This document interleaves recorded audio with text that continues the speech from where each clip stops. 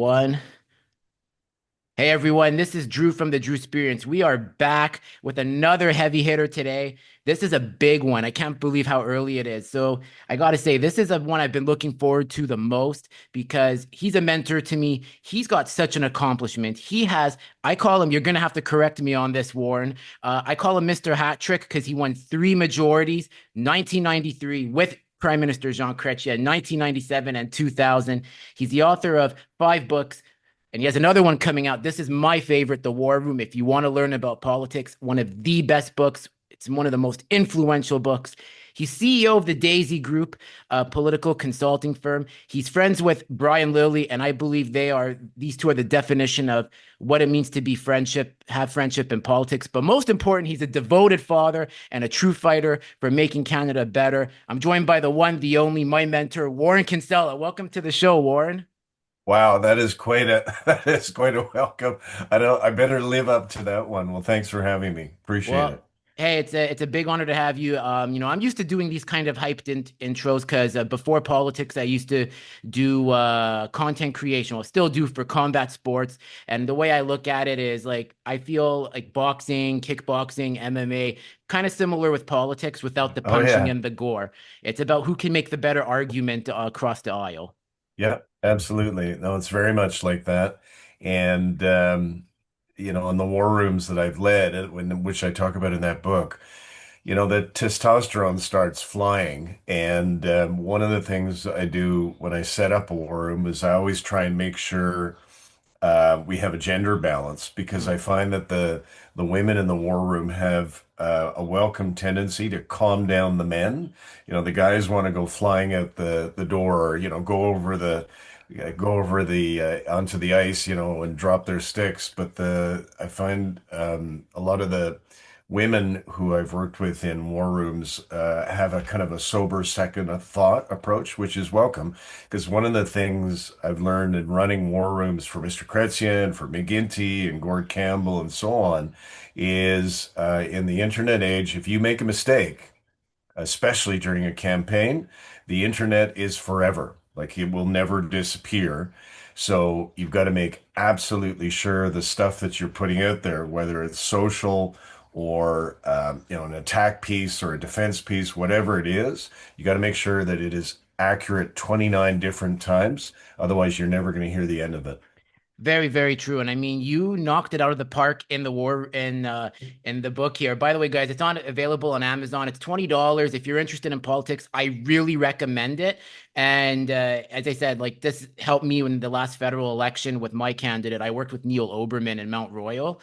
And your chapters were really helping when I was going out door knocking and giving suggestions to Neil, even though he Good. lost. But the one thing I liked in the book was the story about how you went on CTV with the Barney doll to really get back at the reformist candidate back then. I'm not good with the names at times. Stockwell Day. Well, I'll That's tell it. you this story if you want.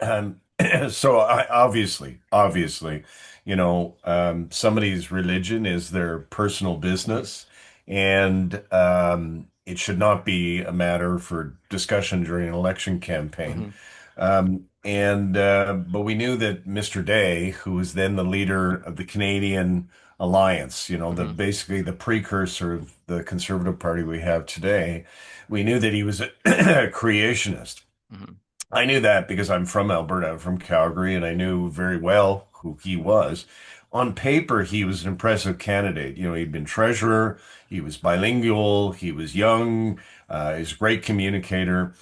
So he was not a bad candidate. So I took him very seriously, and so did my war room. But there was this kind of weird thing that he believed that the Earth was 2,000 years old. And I waited. Mhm, And sure enough, kind of, I think, week four in the campaign, it was a longer campaign that year. CBC did a documentary, kind of a profile of him, mhm. and made mention of the creationist thing. And so that was kind of what I've been waiting for. So that night I met with a friend, Mr. Chrétien's director of operations, Jean Carl. And I said to him, Jean, I'm going to go on Canada AM tomorrow morning because I was going on there just about every day during the campaign. Hmm. And I'm going to hold up a Barney doll and I'm going to make a joke. And Jean was saying, no, no, no, don't do it. You'll get kicked off the campaign. And then he'd laugh. And I'd say, no, I'm going to do it. And he'd say, don't do it, do it. And then he'd laugh. So that night, one of my war room staff got me a Barney doll. Hmm. And the next morning I showed up, and the guy on the other side was a guy who's a friend, Tim Powers. He's a conservative kind of talking head. Yeah. And we were on with Valerie Pringle on Canada AM, and it was Hmm. as it was then called.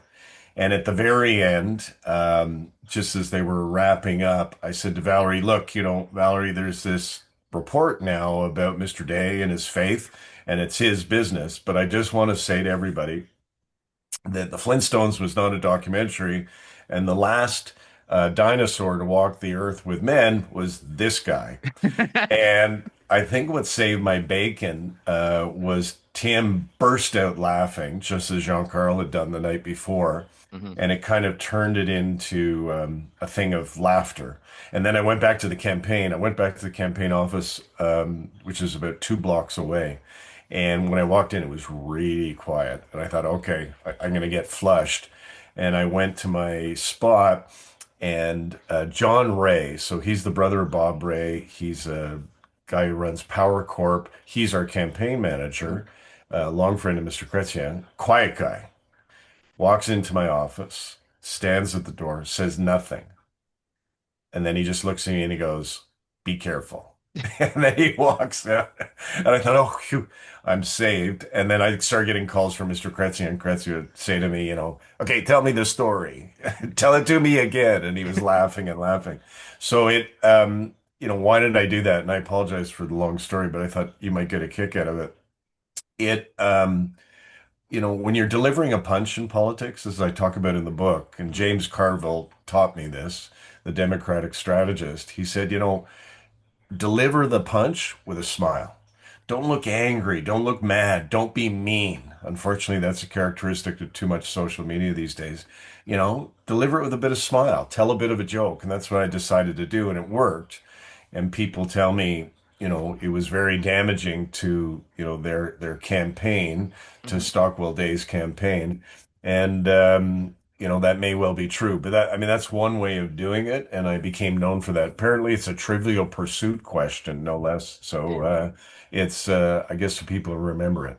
That's amazing. And obviously you worked with Prime Minister Chrétien, arguably one of I'd say the best prime minister of my generation. I'm a millennial and I remember growing up under him. And I gotta say, if you can prevent a referendum from happening, I think that warrants a bit. Belong on the Mount Rushmore, Mount whatever Canadian mountain for best prime ministers. I wanted to ask about that because I was 4 years old. What was it like to be in that war room, considering how high the stakes were, since we're approaching the 30th anniversary? It was scary. It was emotional. It was hard. I mean, you're in Montreal. I was born in Montreal. Uh-huh. My family left Montreal. All of us were born in Montreal. My parents included me, left because of the language wars and Uh-huh. because of the divisions that were emerging in Quebec society. That's how we moved to Calgary. And so it was really important. The way the rules work for referendums in Quebec law, the leader of the opposition in the province of Quebec is the person who leads the no side. Uh-huh. And so, but, the federal government also had a role to play. And there was nothing else that preoccupied us more than that. And you could see the emotion in people. I remember once we had a meeting. I was a chief of staff. We had a bunch of ministries, Uh-huh.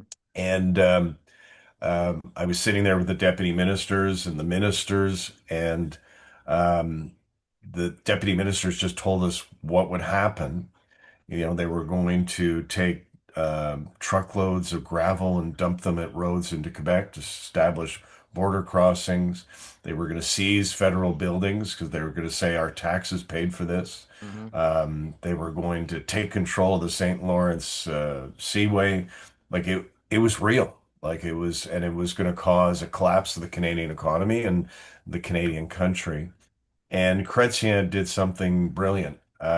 it had been known that Chrétien and Bill Clinton, who was then president, were very close friends, but they were also allies, and they knew, they were very capable politicians.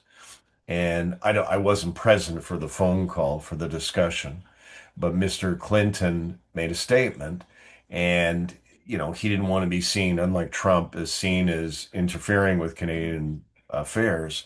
But he said, a united Canada is the Canada that the United States is used to and prefers. Mhm. And that really turned the tide, I think, because Quebecers knew that their relationship with the world and not just Canada was going to change. And, Chrétien poured his heart and soul into it. So the war room effort there was run out of Quebec City. It was run by, the Quebec Liberal Party. But it was really, I think, Jean Chrétien who pulled it out of the fire. If it had been left to them alone, I don't think we would have the country. I don't think we would have Canada. It was Chrétien who saved the country. That's amazing. And I really like how like you saw like conservatives come together too, like Jean Charest, who became premier later on. And Yeah, now it's kind of playing out the same way with the eventual, I kind of see a 1993 scenario where Francois Legault's coalition Avenir Quebec is imploding. They're yeah. saying that the PQ is going to win. I was at the Quebec Liberal leadership race. I was voting for Charles Millard, but when Pablo Rodriguez won, I went up to Pablo. I said, listen, I said, I vote conservative federally. You might have been a former liberal minister, but we got to come together. So I extended my hand out and I said, I'm going to do everything I can to help you win in 2026. I said, we cannot afford the PQ to win because I said, I see a lot of shades of 1995 happening. Yeah, and the one thing I'll give Justin Trudeau credit for, I was a critic of his, as you know. I disapproved of his leadership after the blackface story came Hmm. out. That wasn't a war room, by the way. That was just an individual found evidence of that, Yeah. and it came out. And after the Gropegate thing came out, I really thought that it was disqualifying. Hmm. But the one thing I'll give him credit for is during the 10 years he was prime minister, separatism kind of went to sleep in the Hmm. province of Quebec. So that was one of the reasons why I was very worried about Pierre Poilievre's leadership. Hmm. And I'm like you, I've got many friends in the Conservative Hmm. Party, and there's some great people there. But I had been watching what was happening with the Parti Québécois and the Hmm. polling, and they've been growing, as you've just pointed out. And it's an existential ongoing threat to the Canadian Federation. So we need to be always on guard for that. And I was worried about how Pierre Poilievre would deal with it. Hmm. Mr. Chrétien obviously did a good job. Mr. Harper did a good job. Hmm. Justin Trudeau did a good job on it. How would Mark Carney and Pierre Poilievre do? Poilievre worried me because, any war room would tell you, you look at the negatives of the other Hmm. side and you exaggerate those, you emphasize those. And he's just not popular in the province of Quebec. And that may be why your candidate didn't succeed during the election campaign, is Quebecers just could not bring themselves to fall in love with Pierre Poilievre. Hmm. And that sometimes that's just how it is. No war room can cure that. It's something, there's no connection between the candidate and the people. And, that's that. So I was worried that separatism would get worse if we had Prime Minister Poilievre. And, but anyway, that didn't happen. And, hopefully the PQ is kept to a minority, or, they move off of their pledge to have a renewed referendum. Very true. And obviously, you've worked with Prime Minister Chrétien. You've had some amazing moments. You've had some funny moments. You've had probably some down moments. As someone who does martial arts myself, I had to ask this: how do I do a good Shawinigan handshake with people like he did back in that 1996 CBC archive video? Well, I should tell you the story of it. I know now. I mean, I go to lots of events with him. I talk to him regularly, and people will say, "Do the Shawinigan handshake for me," and he does it, and it's a fun selfie. But on the day that happened, that was the Canada Flag Day Hmm. on the Parliament Hill, and it was February. And I was in my office across the river in Hull, Yeah. and I got a call, and somebody said the Prime Minister just strangled somebody. I was like, "What?" And and then people like Susan Delacourt of the Toronto Star, Mhm. who was just couldn't stand Chrétien on TV saying it's the end of his, power, it's the end of his prime ministership. And, we were all kind of nervous about what the reaction would be. We didn't know what the reaction would be. And he went home that night and he told me he was kind of hiding from Madame. He was hiding from Mrs. Gretchen. And she finally found him at 24 and said, Jean, do you have something to tell me?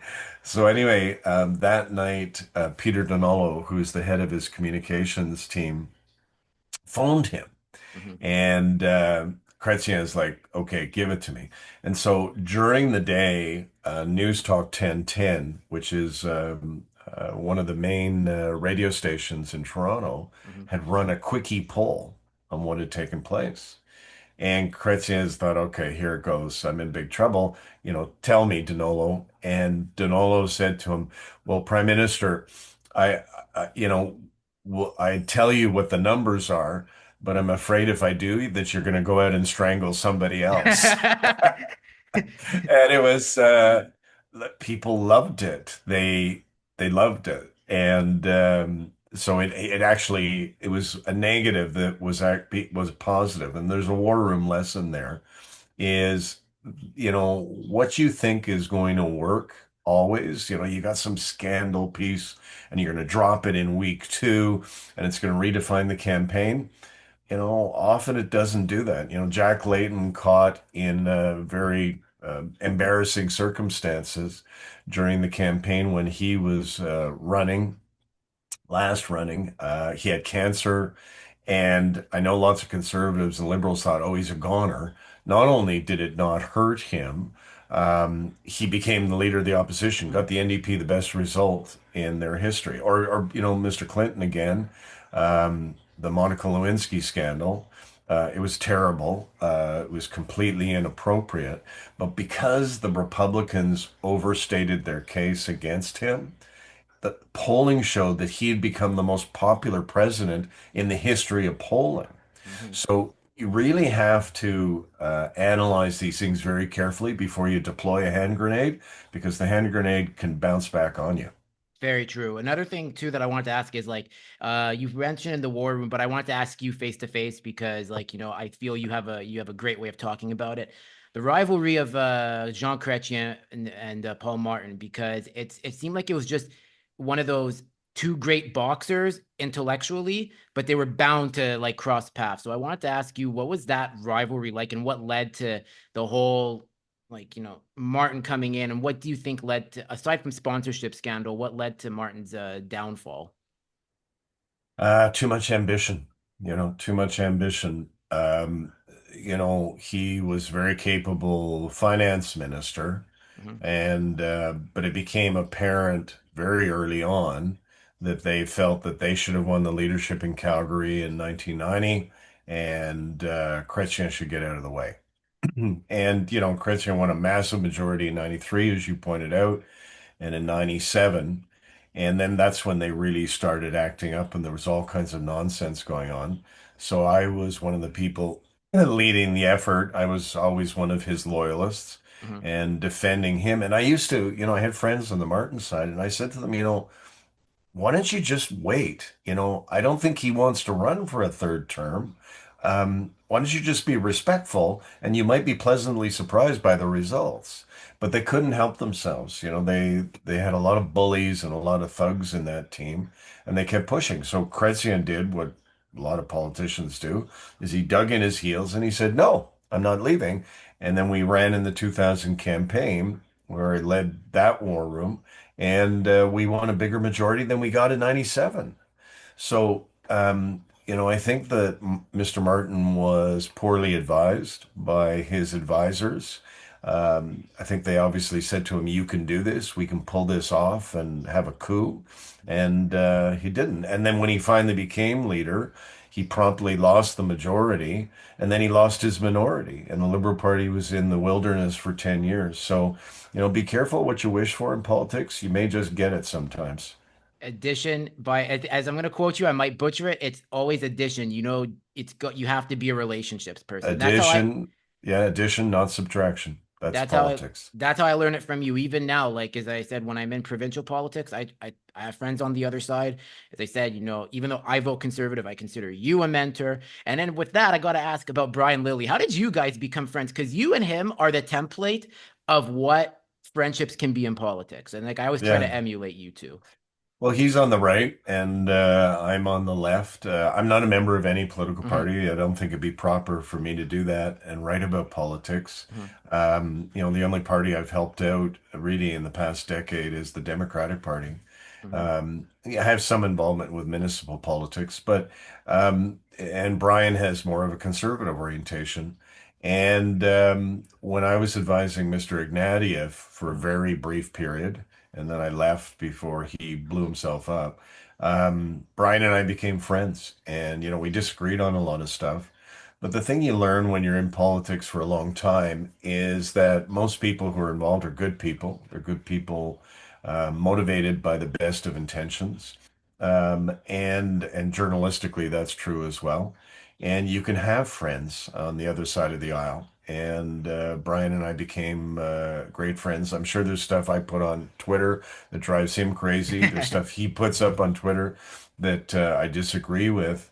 But that's part of what Canada is this is a big country, with people from very different backgrounds. I've lived in every part of the country, and you can't impose your point of view on a country as big and diverse as this. Hmm. And I think that's the success of politicians like Chrétien or Harper or Trudeau Senior, is they realized that they had to represent all people, not just some people. So Brian and I guess, are a little example of that. Is we're friends despite our differences, and we make it work. And what we do journalistically, and it's fun. We don't always agree, but that's okay. Not everybody agrees.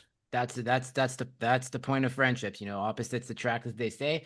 One other thing too is you've worked on the page Facts Matter. You're making a new documentary, and you Hmm. also have a new book coming out. And I just want to say, like, there's a lot of people in the Jewish community in Montreal that I'm part of.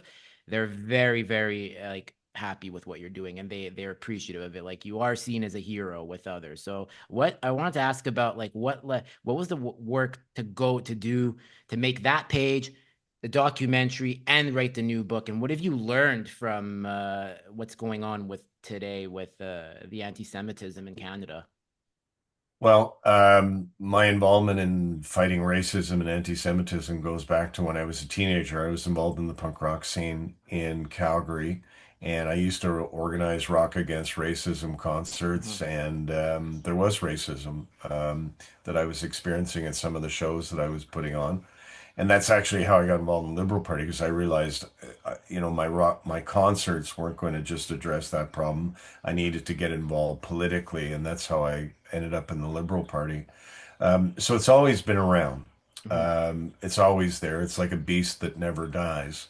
But after the horrors of October 7th, it grew markedly worse. And that's incredible when you think about it, because the October 7th, on that day, a terrible day in our history. The Jewish people were the victims. Mhm. Murders and rapes and torture and brutalization of thousands of civilians, Mhm. people who had done nothing. I mean, in fact, people I know who had helped Palestinians as their mission in life.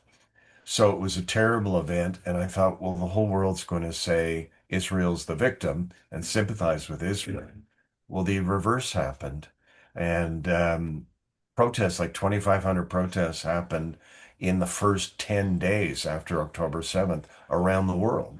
Mhm. And I'm a campaign guy, as we've just been talking about, and I noticed the signage all over the world was quite similar. The messaging was identical. The organization was evident. There was money. You, Mhm. you can, those of us who worked in campaigns, you worked in campaigns, I've worked, you can tell when there's organization and money behind an effort. And you Mhm. can tell when there's not. And so I started digging into that and found out protesters were being paid, organizers were being paid, there was big money involved, talking points, focus groups, you name it. It was a global campaign. but the message was anti-Semitism, was hatred against the Jewish people. So I got approached by Random House to write a book about that, which I've now completed. It's called The Hidden Hand, and that is out at the end of the year. It's about the global explosion in anti-Semitism. And then out of that grew a documentary, which we've shot around the world, which we've just put in the can. We're editing it now. It's called The Campaign, and that'll be coming out at festivals early in the new year. Hmm. And Facts Matter was my personal response. I knew I wasn't going to solve, the problem in the Middle East, or, I wasn't interested in getting into debates about Mr. Netanyahu or whatever. But there was a lot of anti-Semitism happening in Canada. It's one of the worst places in the world for anti-Semitism, as you know, where you live. Montreal's got one of the worst problems in the world. So I created the group called Facts Matter, where we would confront, expose and oppose anti-Semitism across Canada, from Victoria to Halifax. And unfortunately, we've been really busy. There's been a lot of it. I mean, it was the terrible event that happened in Montreal just a few days ago, an elderly woman being attacked and almost murdered for being a Jew. So I'm a Irish Catholic, but I'm a Zionist, and I said, to hell with this. We're going to start fighting back, and we have, and we get millions of views of our stuff every month. And we push, like I wrote a letter to McGill, for example, last week, which they haven't acknowledged, by the way, where I demanded that they discipline or dismiss that professor who said that Canada should be sending arms to Hamas. And Um, Hezbollah. and Hezbollah. So, like, we're doing all of that type of stuff, from social to real life activity. And that's what I say to all my Jewish friends. We got to fight back. We got to be fight back. I know it's scary. I know it's upsetting. I know you're anxious, but we have to fight back. This is Canada. This is not Berlin in 1939, as much as it seems like it. We have to fight back. We have to push back. And that's what Facts Matter is all about. That's amazing. Also, too, like with the Iran, I'm sure you got some support from the Iranian diaspora who've probably spoken to you and said that there are IRGC elements in Canada. Like Yep. after the 12-day war, like I spoke to my late mom's rabbi, and he said, like, I'm very concerned with some of these influx of Iranian refugees because they Yep. could be IRGC element. That's something that's my cause. I fight to like liberate Iran. I'm second generation Iranian through my late father. And it's like, Uh-huh. my great grandfather was taken hostage by the Ayatollahs in 1979 for being Christian, Shah loyalist. He was a successful at the time businessman. And like I've seen what the horror is like. So when people start saying like, well, they're not that, it's like you don't understand what that evil is. Like until it happens to you, like you're never gonna understand. And it's like it's the hill I die on, Warren. It's like the two hills I die on are special needs advocacy, as you've seen with my interview of Senator Leo, and freeing Iran. Like that government has to go. They are They not have to go. representative of the Iranian people. And so the book, The Hidden Hand, that Random House is publishing, that I've written, The Hidden Hand is Iran. Mhm. If I'm right, and I think I am, that there is a global propaganda campaign against Israel and against Western democracy. The banker is Qatar. The front line are Hamas and Hezbollah and this array of charities and NGOs and nonprofits throughout the West. But the campaign manager is Iran. Mhm. They are the diabolical head of this global campaign, and they are evil and they are malevolent, but they're doing a really good job. And we are getting our asses handed to us. If you look at it as a war room kind of exercise, they're doing a very good job. Like, this allegation about famine in Israel. I know for a fact, I was there at the time. I was in Israel a few weeks ago. Israel and the United States are moving food and aid into Gaza, into the strip, Mhm. but the United Nations is refusing to distribute it, and Hamas is interfering with the distribution of it. We know that. That's a fact. That is a fact. Mhm. But around the world, people believe that Israel consciously, deliberately decided to starve innocent Palestinians, and it's not true. They did not. But that's an example of an effective war room. That's an effective campaign when you can take a lie and Mhm. make people believe it. Billions of people believe it around the world. So Israel needs to step up its game. And like I say, all of us need to keep fighting back. Amazing. And the last thing I want to ask, you're a devoted father. I think your story is very amazing because, like you speak very amazingly of your daughter and you adopt and she's adopted. How did that change for you becoming a father, but not only that, the adoption process and how it made you a better person, you feel? Um, we've been having difficulty having a child, Hmm. and so we started going through the adoption process. And the adoption agent, wonderful person, she said, would you take a child who was disabled? And we're like, yeah. And would you take a child that was indigenous? We said, yeah, of course. So she said, you're gonna be chosen, and it was a private adoption, so we were selected by the birth mother.